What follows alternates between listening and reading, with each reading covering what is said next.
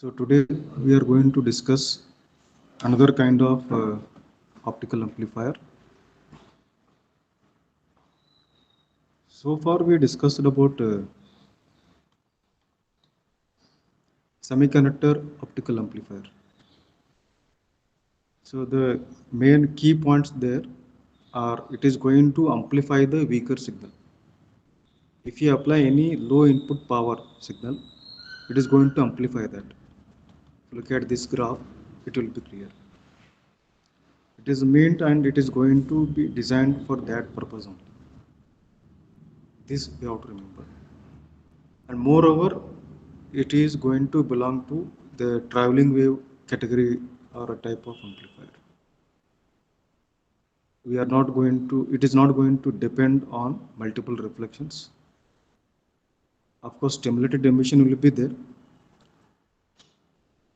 That will be done with the help of the population inversion. So the main operating principle, what we have seen in one sentence to tell, it is not going to depend on the reflectivity of the both walls of the cavity. Neither it depends on the multiple reflections. So you are going to transmit the signal only once through the cavity. So as long as it is flowing through the cavity and going to transfer more distance, its energy will be boosted. Apart from that, by varying the composition of indium, gallium or arsenide phosphide element compositions, we are able to achieve more gain. And it is going to operate from 1200 to 1700 nanometers. So these are the highlights of semiconductor optical amplifier. Its operating principle based on the stimulated emission, it based on the population inversion. It is depending on the traveling wave concept to boost its gain, and it is meant to amplify the low power signals, input signals. That is semiconductor optical amplifier. Next we got the erbium doped fiber amplifier. It is called EDFA.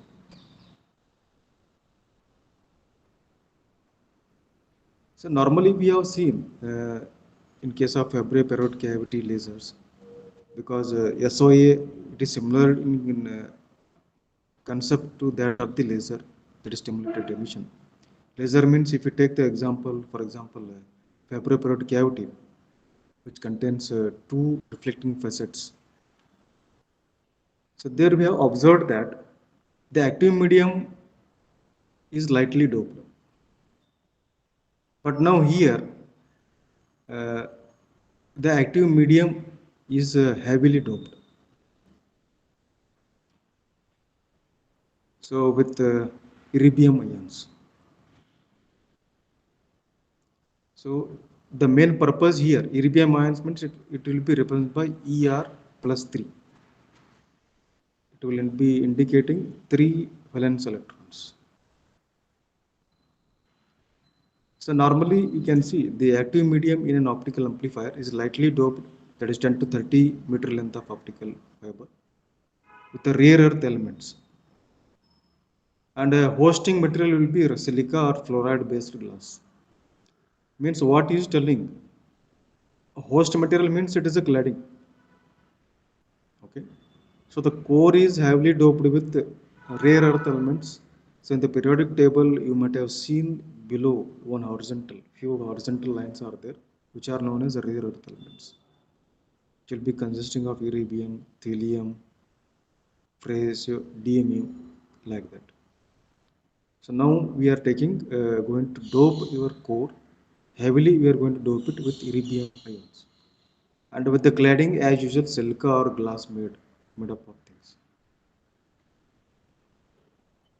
So operating reasons, hence, now we have seen the doping levels here as far as this EDFA is concerned. That's why it has got the name erbium doped.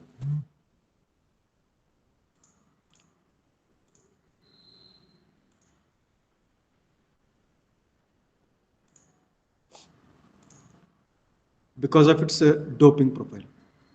Where you are doped, the core is doped heavily with erbium ions, that is Er plus 3 ions. The cladding will be remaining as usual, made up of silica.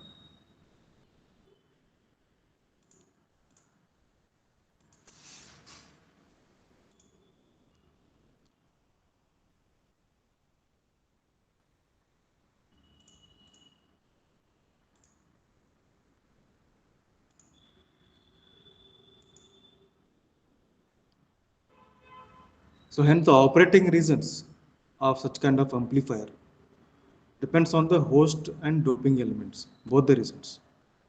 So popularly used material finds applications in the long haul telecommunications. So silica fiber doped with erbium known as a erbium doped fiber amplifier. So basically it is a fiber amplifier with its core heavily doped with erbium ions we have seen, and it works on the concept of stimulated emission. Once again, same.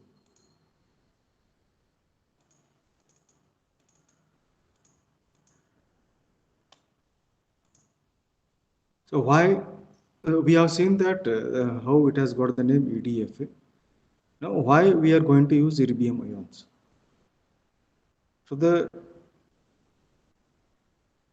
its actual operation normally we have seen starting from model 3 I think direct or indirect band gap materials we have seen. So all those things so far what we have discussed at the atomic level we have seen only two levels, valence band level and the conduction band level, separated by the forbidden band gap. Now we require three levels. Apart from these two, we'll be having middle one that is known as a metastable state. Okay, valence band state, metastable state, and stable or conduction state. Three levels. So three quantum levels are actually supported, are required for the operating principle of the CDFA. So what this erbium Er plus 3 ions will be required here. So quantum levels of Er plus 3 allows the stimulation, that is stimulated emission. The operating principle is there. It is going to support this one at a three quantum levels to emit up to 1540 nanometer band. Means EDFA is going to provide you what you can say a faithful amplification with low loss at 1540 nanometer with the three quantum levels: valence, metastable, and conduction, like that. We can see that one. So we don't have as such names, valence and conduction. Now valence will be called as a ground, metastable. Then the conduction is known by the pumping band. Okay. So as such, as a SOA, silicon optical amplifier, uh, is depending on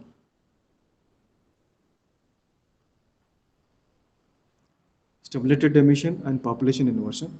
Here also the same concept will be remaining there, but we require three different quantum levels separated by some uh, different energy band gaps. And this one is going to provide you the optimal power amplification at 1540 nanometers. But with the pumping of the signal at 980 nanometer, 1480 nanometer, will be going to give the amplification with the more power loss. Because normally this EDFA is going to operate at 980 nanometer. We are going to excite the signal at 980 nanometer, and we will see how the things are going to happen. And again, we can excite this EDFA at 1480 nanometer technology. We'll see how the things are going to happen. What all the phenomena are going to contribute for the this one amplification. But EDFA normally is going to give you a more faithful amplification with the lowest power loss at 1540 nanometers. Means we are making this EDFA to emit the things at 1540 nanometers by exciting the electrons at 980 or 1480 nanometers. That is the meaning. Are you getting this point? We have to stimulate stimulated emission. Stimulated emission means what? We have to stimulate the electrons at the lower levels by using 990 nanometers technology. That is one way of exciting the electrons. So that will get 1514 nanometer emission from this EDFA. Or either we can make the electrons to excite at 1480 nanometers and making them to jump to higher energy levels. So three levels will be there, and later we will be getting again the same emission at 1514 nanometers band. How these things are going to happen? So that's why normally the operating range of the CDFA is between 1530 to 1516 nanometer. That is a C band laser. If you look at this one, the C band is here. So far, whatever SOA or any kind of amplifiers we have seen or devices we have seen, for example, dense wavelength division multiplexing, DW, DM and CWDM are going to operate in these other bands, O, E, S and L bands. But it is very much restricted to this C band, this EDFA. This comes into effect because of the doping of your core with erbium ions. And another reason, because of this, we can say the doping of erbium ions, that is a structural aspect, will give you the emission at lowest power loss at 14 nanometers. Okay.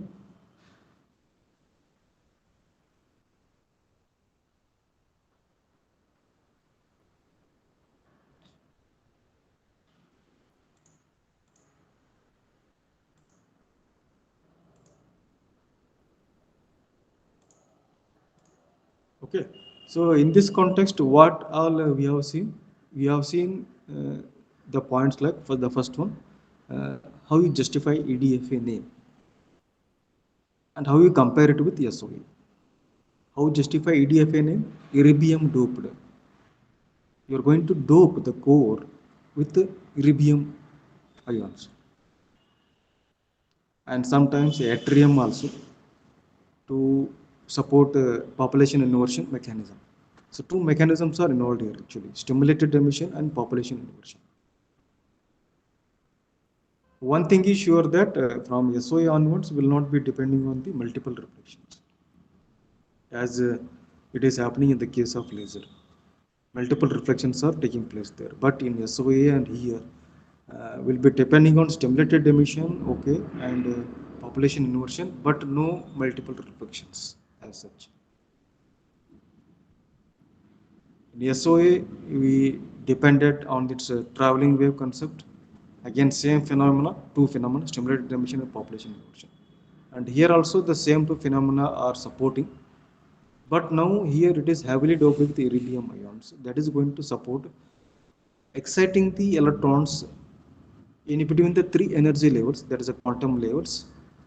Uh, it is going to support the excitation at two different technologies, 980 and 1480 nanometers, as per the desire or application, and going to give the stimulation with the lowest power loss at 1540 nanometers.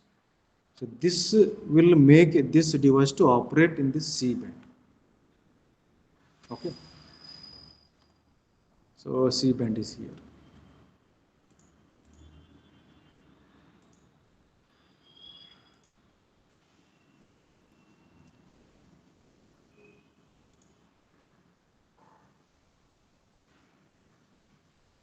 So this figure will be giving you a transmission loss, that is a loss happening measured in terms of decibels for every kilometer versus wavelength is given. And now you can see that losses are very much low in the C band where EDFA is happening. Okay. So this is another very advantage of this EDFA.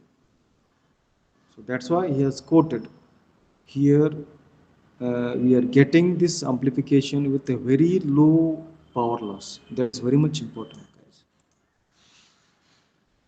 With 15-14 nanometer emission. Then how this actually is going to work? You have said that erbium ions will be there and they will take care of exciting the electrons from the lower energy levels by exciting them once at 980 or another at 1480 nanometer, making them to jump to the higher energy levels. And then we are finally getting the emission that we can say stimulated emission at 1514 nanometer band from the CDFA. But in between, what is happening there? Of course, it is going to give you the emission with the lowest transmission loss in this entire spectrum, optical spectrum. That's why this graph has been shown here.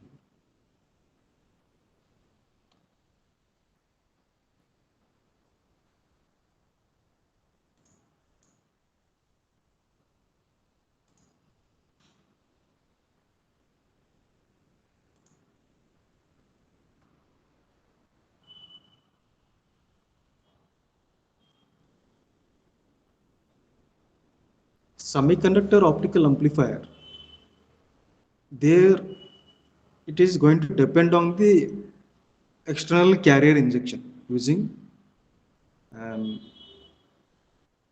what you can say substrate layer. Okay, so indium gallium arsenide phosphide, that is some laser 3 or layer structure you have seen, no? So where it is consisting of heterogeneous structure layers. Above that you will be having substrate layer that is going to inject the carriers into the active region, leading to the pumping inversion, sorry, population inversion.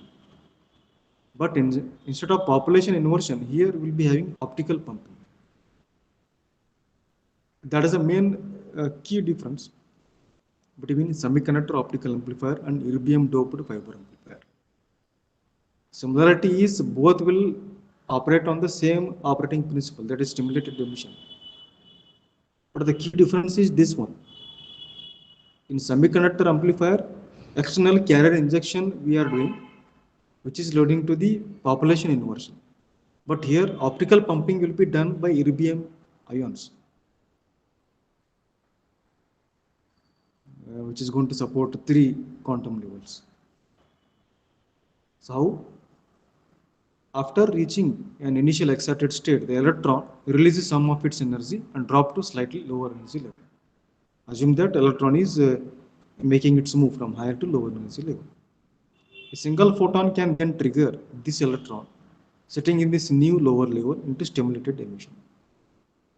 Then electron releases its remaining energy in the form of photon with a wavelength equal to that of the signal photon.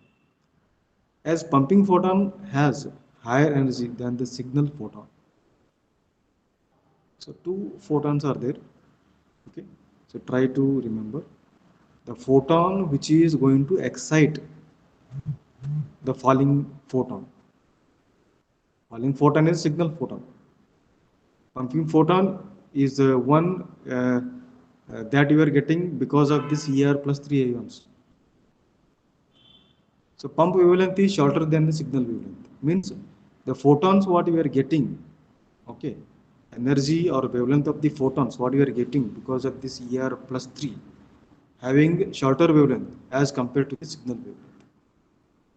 And that photon we are getting it because of the ER plus 3 ion is going to excite the signal photon that is falling, for example, from the higher to lower energy level.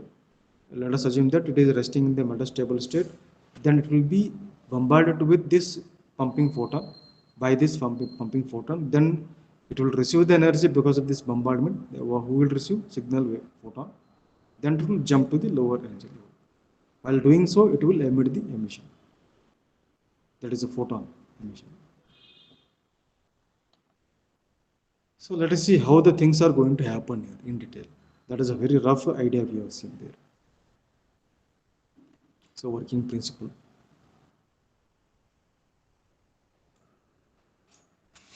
Laser pumping occurs at 980 or 1480 nanometers. Yadru vandra adu it will start pumping. So high energy coming from this what you can say mixture, it mixes with low energy. That is our signal. Message signal has got a very low energy level. So that's why you can see Here it has been quoted. So the signal photon. Signal photon has got larger wavelength. Larger wavelength, low frequency. That you have to understand. Low energy signal. Low energy, low amplitude, low frequency means higher wavelength. So ಇಲ್ಲಿ ಏನಾಗ್ಲತ್ತಂದ್ರೆ so working principle in a very simple way to tell. So pumping action will be done by laser either at 980 or 1480 nanometer technology.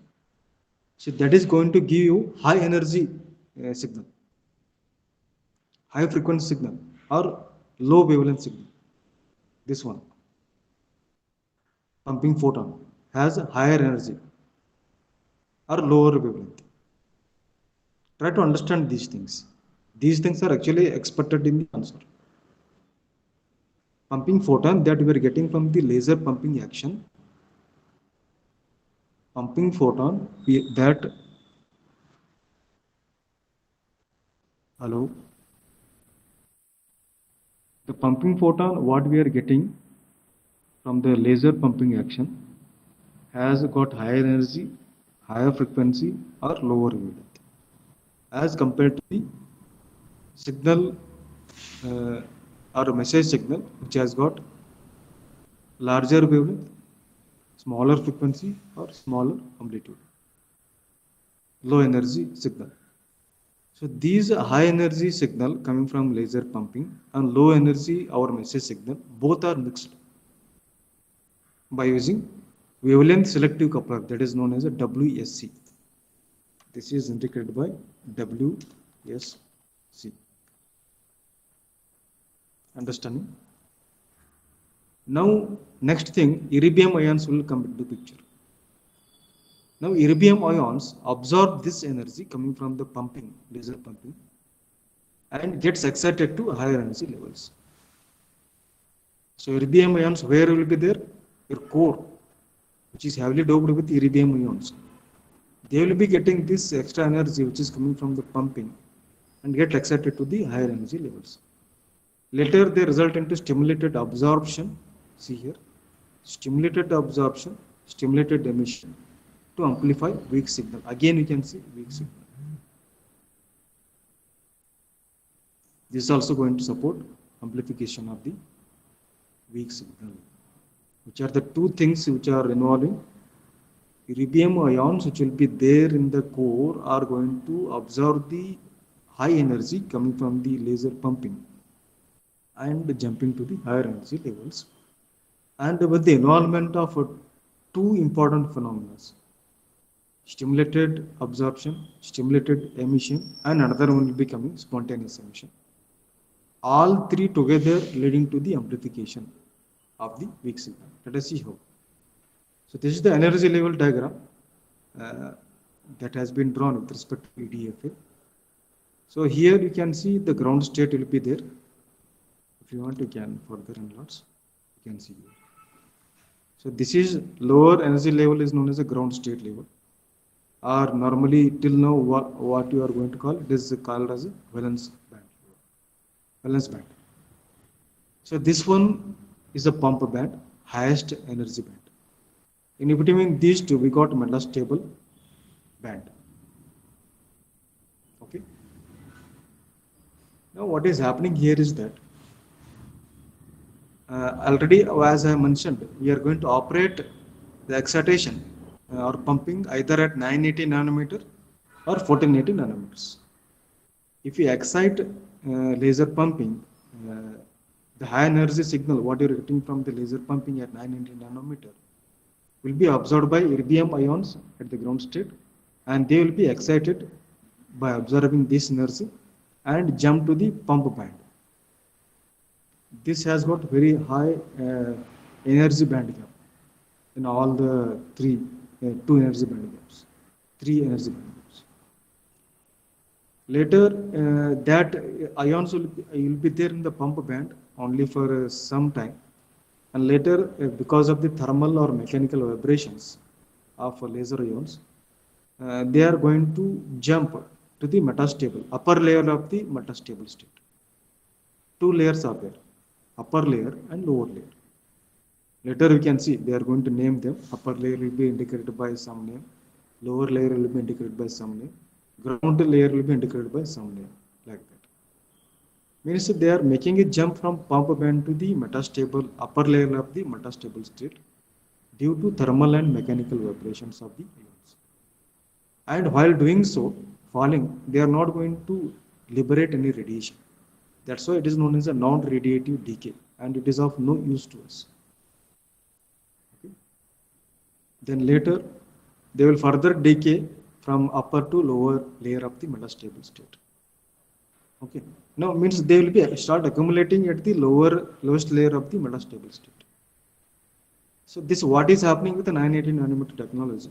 Later, what will happen? Either they will undergo uh, spontaneous emission at 1550 nanometer. They are going to be spontaneous emission. Again, it will be absorbed and exciting to back to lower energy level of the metastable state. That is stimulated absorption. Again, it will be emitted, stimulated emission is happening with two wavelengths. Here we are getting under spontaneous emission single wavelength. Then after undergoing stimulated absorption at 1550 nanometer, again the ion will be excited back from ground state back to the lowest layer of the metastable state. Then it will be stimulated with the two wavelength emission at 1550 nanometer. This is how we are getting stimulated emission with the lowest power loss. This is with the 980 nanometer. Similarly, if you make a laser pumping at 1480 nanometers, it will excite the erbium ion at the ground state and make it to jump to metastable state, higher level of the metastable state. It is not able to jump to pump band with 1480 nanometer. This is the second way of exciting your EDFA. So once the ions will reach the upper layer, they will decay down as usual. Then they will undergo spontaneous emission, stimulated absorption, and stimulated emission, leading to the faithful amplification of the weaker signal with the lowest power loss at 1550 nanometers. Okay. So this is working principle, guys. And in detail, how we can explain? So for that, you have to show all the energy levels like this. Okay.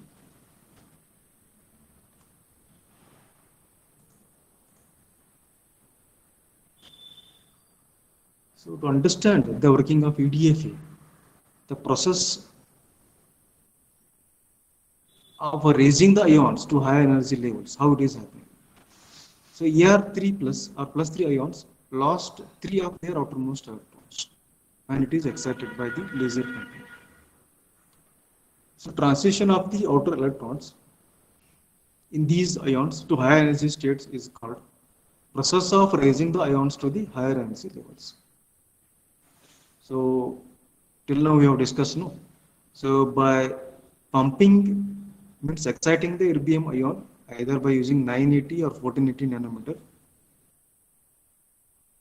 is that process is that will make this ion to move from lower energy level, that is the ground state band, to the pumping band or metastable band.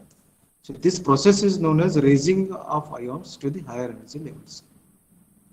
So lifetimes of the transitions from this state to the ground state is very long compared with the lifetime of the states that led to this level. This is very important. Means only for this amount of lifetime they will be residing in the either pump or metastable band. Okay. We can see the energy gap, band gap is very high, that will be kept between the ground state band and the pump band. That is 1.27 electron volt. Means this much of energy means pumping, laser pumping we have to do at 980 nanometer to boost or excite the erbium ion sitting at the ground state and making it to overcome this much of repulsion, 1.27 electron volt, and jump to the power band, pump band. It will be remaining there only for a little lifetime, as it has been told here. Sorry.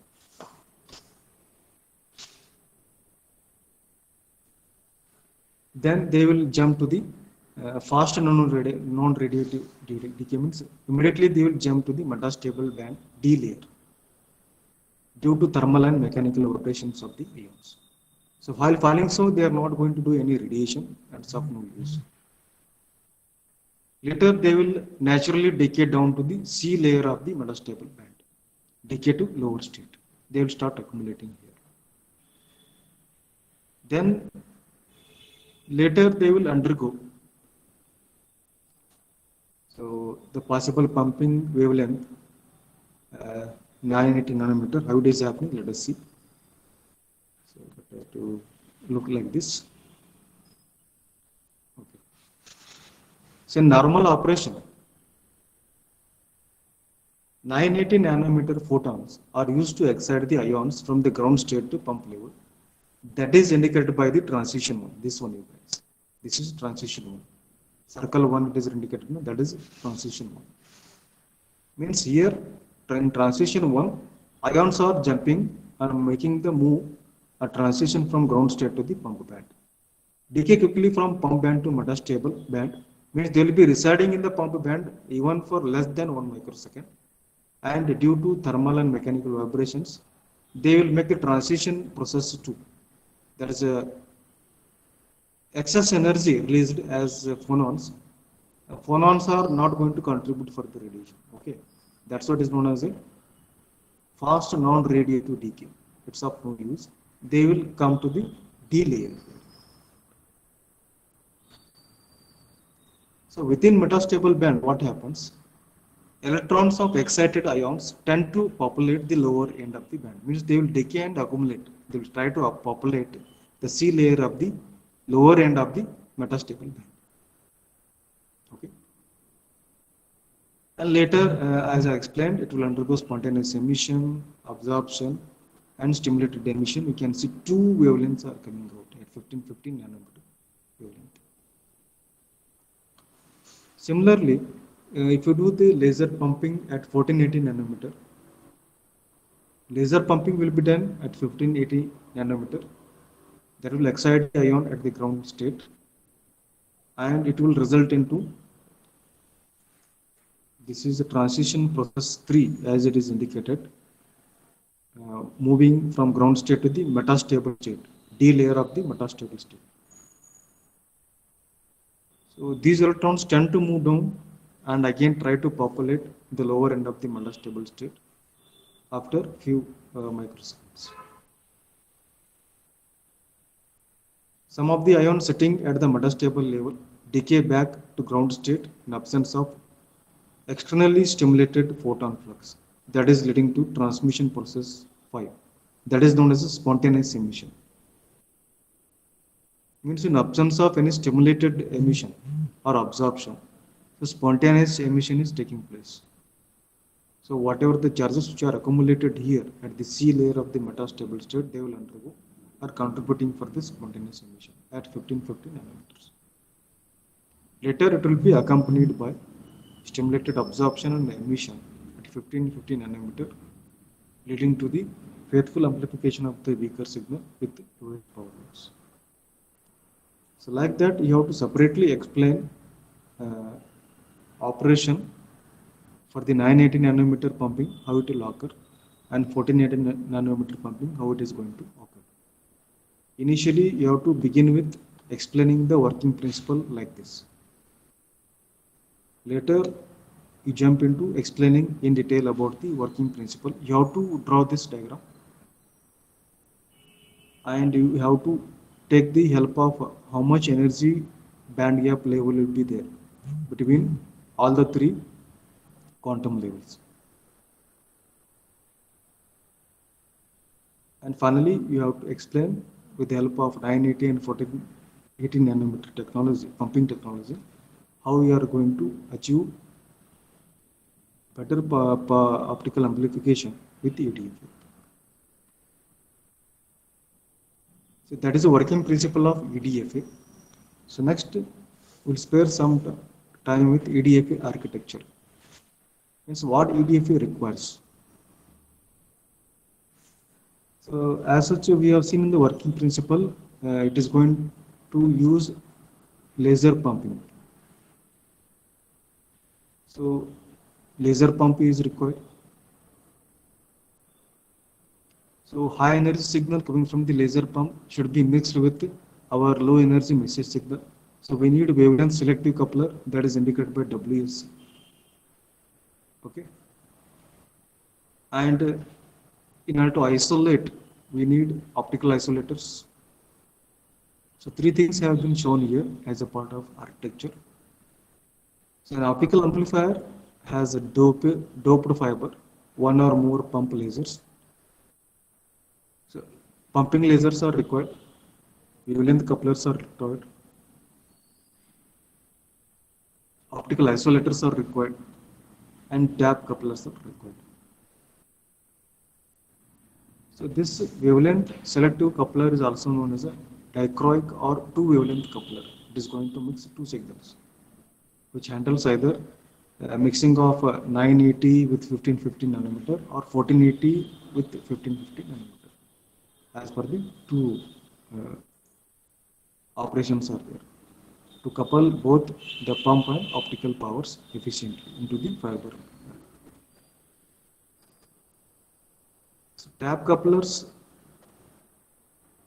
wavelength insensitive as compared to the wavelength selective coupler. Wavelength selective coupler name itself will indicate that it is going to mix the signals based on the wavelength, larger wavelength and smaller wavelength like that. As compared to that, this tap coupler is insensitive to wavelength, and its main job is to split the signals. So it is going to split the signals the ratio of either 95:5 or 99:1, used on both sides of the amplifier to compare the incoming with amplified signal. Then optical isolator, which main job is to name itself will indicate to isolate and to prevent the amplified signal from reflecting back to the device. So this diagram you have to draw here, and these integral parts you have to tell their significance as a part of EDFA architecture. So after that, we are going to see three important possible configurations of EDFA based on how WSC, how these components are located or positioned.